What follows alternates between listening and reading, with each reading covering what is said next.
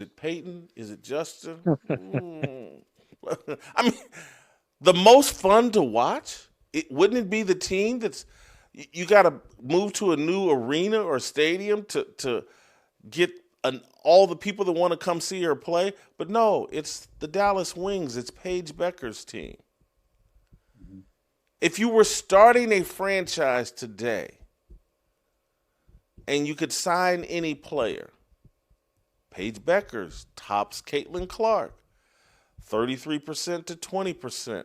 Several storylines involving Caitlin Clark and the Indiana Fever drew attention around the start of the 2026 WNBA season, touching on preseason rankings, ticket sales, and her long-awaited signature shoe deal, with the topic also generating debate among sports commentators, including Jason Whitlock on his show Fearless.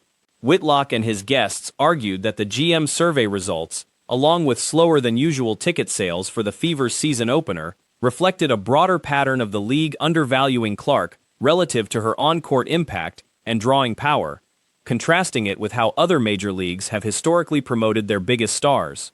Panelists also criticized the Fever's handling of Clark's injury absence during the prior season, arguing that labeling her recovery timeline as day-to-day for an extended stretch led some fans to purchase tickets expecting her imminent return, only to be disappointed, which they argued contributed to fan frustration and slower ticket sales this season. 33% to 20%. This is insanity what the WNBA has been doing to try to diminish Caitlin Clark, and we're starting to see the results of that in Indiana, where they can't fill up the arena right now for the season opener. They're not selling it out. This thing sold out in less than an hour or two 2 years ago, in less than an hour or two 2 years or last year.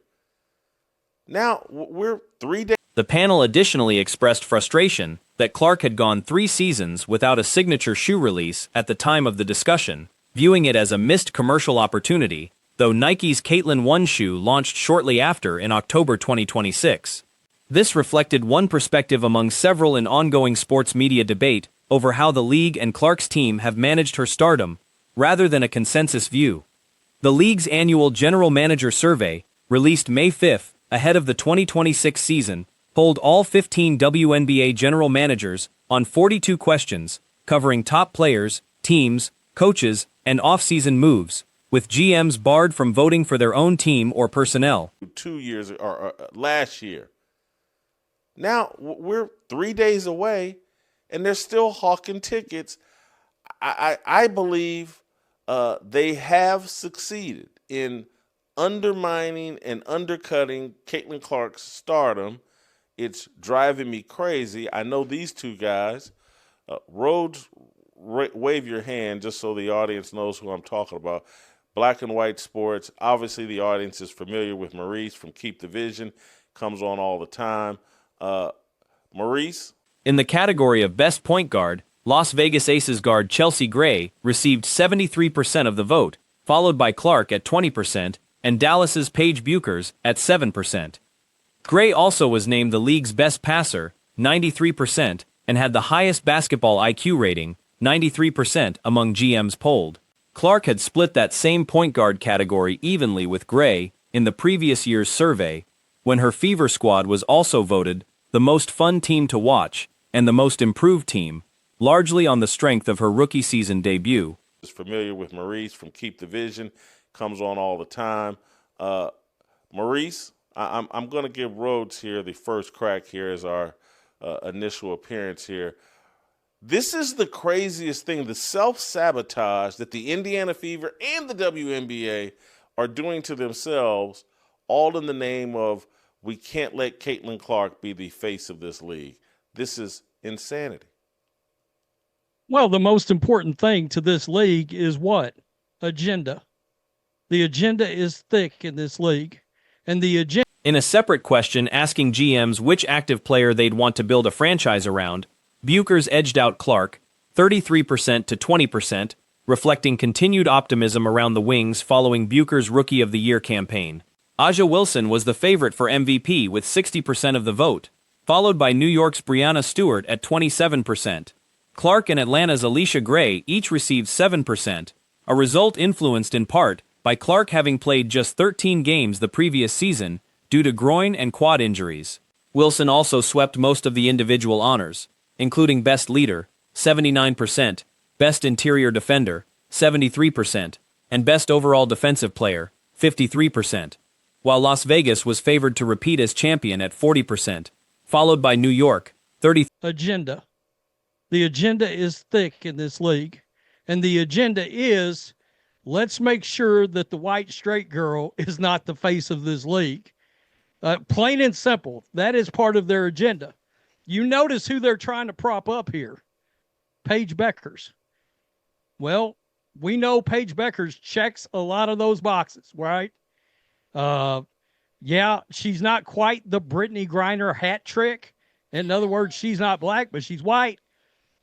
She's gay, and she's got a black girlfriend. It's worth noting the survey reflects the opinions of a small pool of front office executives rather than a comprehensive statistical ranking, and it has fluctuated significantly year to year based on health, team performance, and career trajectory.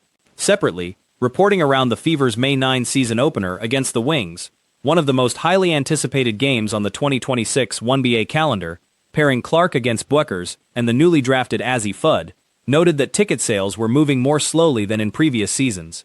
Coverage attributed the slower pace primarily to unusually high ticket pricing rather than a decline in overall interest, describing it as the first time the organization had struggled to sell out a marquee matchup at that price point, and framing it as part of a broader question facing the WNBA about whether rising player salaries and ticket costs are keeping pace with fan demand. Not black, but she's white. She's gay, and she's got a black girlfriend. Well, that's close enough. We'll try to elevate her. Now, if you take that and combine it with the fact that you hired a groomer head coach, I said that out loud. A groomer coach. All right, we all remember Stephanie White came into this league. She was what? Straight. Oh, okay. Now we got you. We have an injury last year. Yeah, that wasn't great, but it was how the Indiana Fever. The Fever had led the league in home attendance in 2024, averaging over 17,000 fans per game, Clark's rookie season. On the endorsement front, Clark's long-anticipated Nike signature shoe went through a multi-year rollout before finally launching. She first signed with Nike in 2022 as college basketball's leading scorer at Iowa, then re-signed on an 8-year, $28 million deal in April 2024, ahead of her WNBA rookie season, at the time considered the richest sponsorship contract in women's basketball history. An injury last year. Yeah, that wasn't great, but it was how the Indiana Fever handled that injury that is in part leading to what you're seeing with the ticket sales, combined with Stephanie White trying to elevate her favorite player, which is Kelsey Mitchell. And I love Kelsey Mitchell. I think she's arguably the most dynamic scorer in the WNBA. But she's not the all-around player Caitlin Clark is. She's not. Caitlin Clark drives that ship, or should.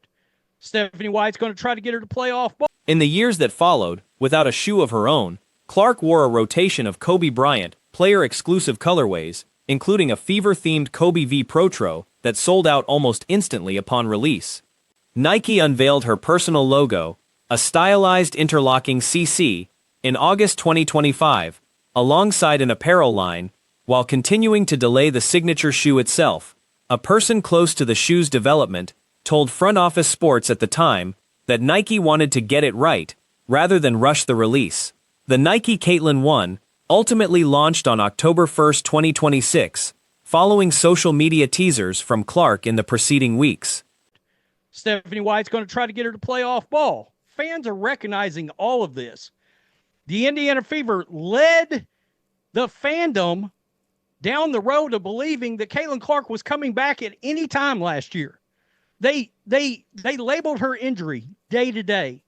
Well, now in other sports, and I cover football and a lot of different sports, when you say day to day, it usually means a return is imminent. Well, about 6 weeks goes by, all of a sudden we find out there's a phantom. According to Nike, the shoe was designed around 3 qualities Clark specifically requested: speed, range, and unpredictability. It joined a growing lineup of active WNBA signature sneakers. Made and shot 98% from the field. Had a 98 plus minus. But at the end of the day, Caitlin Clark had 51 points, 25 assists, 6 rebounds, 9 threes made, and 104 positive negative efficiency rating. Now, with that being said, Caitlin Clark got these stats specifically because the FIBA referees put them on notice. Pretty much let them be known. We ain't doing what y'all would be doing. Rachel Demita was among the first to raise the observation publicly, noting that unlike ongoing complaints about NBA officiating throughout Caitlin Clark's career, there was little to no controversy surrounding officiating during the FIBA tournament. The suggestion is that had Clark received the same type of physical treatment during FIBA play that some argue she's faced in WNBA games, it likely would have drawn much more attention and criticism. Doing what y'all would be doing in the WNBA. So, quite frankly, the FIBA referees set the tone for how a game Caitlin Clark playing in should be ref. Not just Caitlin Clark, but many of these stars played in a game that was refed unbiased. The referees set the tone and let us know as fans how the game is supposed to be refereed. Now, with that being said, will we see this continue? Separately, an online debate emerged involving comparisons between Clark and Australian player Ryan Howard following their respective tournament performances. Supporters of Howard pointed to a standout stat line: 50 points, 5 assists, 7 rebounds, 15 made three-pointers, and a plus 98 efficiency rating in one outing, as justification for questioning Clark receiving MVP recognition instead. Game is supposed to be refereed. Now, with that being said, will we see this continue for the 2026 WNBA season? I don't know. But one thing I can tell you is that these referees definitely set the stage. Now, Breonna Stewart has been on a complete media run today. She's been on ESPN Radio. She's been on Yahoo Sports, letting it be known about the CBA, how the deal got done, and several things impacting the deal. Now, I'm going to play a couple clips of her speaking about this today. And in response, others cited Clark's own tournament numbers, including a 51-point performance with 25 assists, 6 rebounds, a 9-for-9 mark from three-point range, and a plus 104 efficiency rating. Some have argued that Clark's tournament production was aided by officiating that allowed for cleaner, more free-flowing play compared to what she often experiences in WNBA competition, suggesting FIBA officials set a tone of consistent, less physical officiating throughout the tournament that benefited many of the top scorers involved, not just Clark specifically. In the deal. Now, I'm going to play a couple clips of her speaking about this today, and we going to react to it, man. Let's pull it up right now. Let's blow it up. Let's listen. In the WNBA, women's sports in general, I think it's been a little over 12 hours since you toasted a new collective bargaining agreement. You were there, from my understanding, for the entire marathon bargaining session. Just what are your thoughts right now and how you're feeling about the deal? Yeah, my initial thoughts, I'm very happy that we came to an agreement. Terms are still being written, so it's definitely not finalized. Whether that same standard carries over into the 2026 WNBA season remains to be seen. Separately, WNBA player Breonna Stewart has been making media rounds discussing the league's newly agreed-upon collective bargaining agreement, appearing on both ESPN Radio and Yahoo Sports to share details about the negotiation process. Written, so it's definitely not finalized yet. So don't want to get too specific into details, but knowing that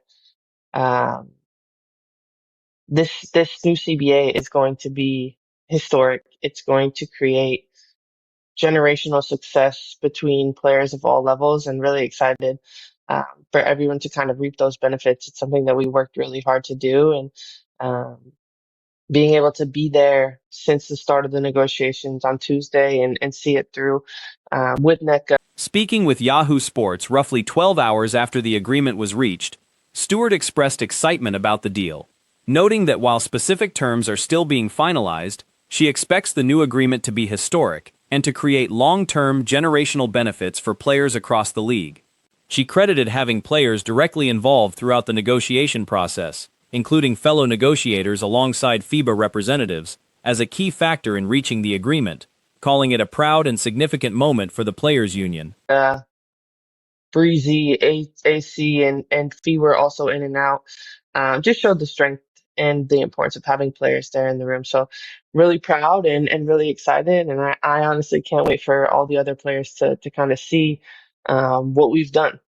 Communication wise, how this maybe looked different than previous ones. It certainly took longer than your previous one. I know you were in the league in 2020. In terms of union communication and Asked how this negotiation differed from the previous CBA cycle in 2020, when she served as a team player representative rather than an executive committee member, Stewart explained that this negotiation involved restructuring the system more fundamentally, rather longer than your previous one. I know you were in the league in 2020. In terms of union communication and in terms of negotiations, how do you feel like it was different?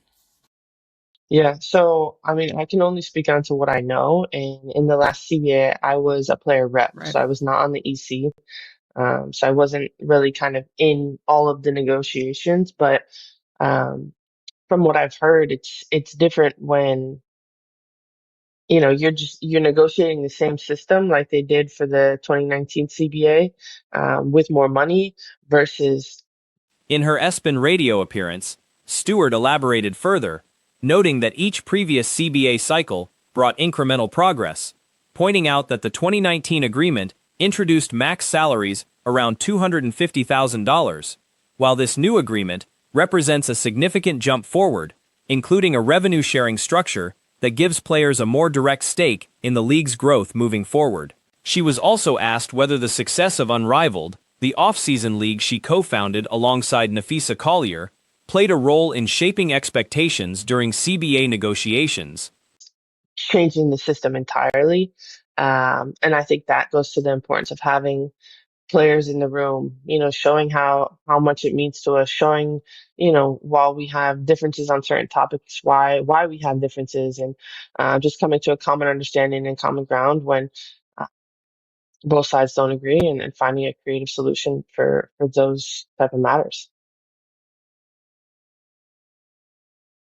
Breanna Stewart on Yahoo Sports. Now, she did appear. Stewart said the standard of player treatment established through Unrivaled, including access to development resources and brand-building support, helped inform expectations players brought into NBA negotiations, and she expects that standard to continue influencing how teams and the league operate going forward. As of now, the agreement remains a verbal understanding rather than a finalized signed deal, though based on public commentary from those involved, formal ratification is expected to follow in the near future.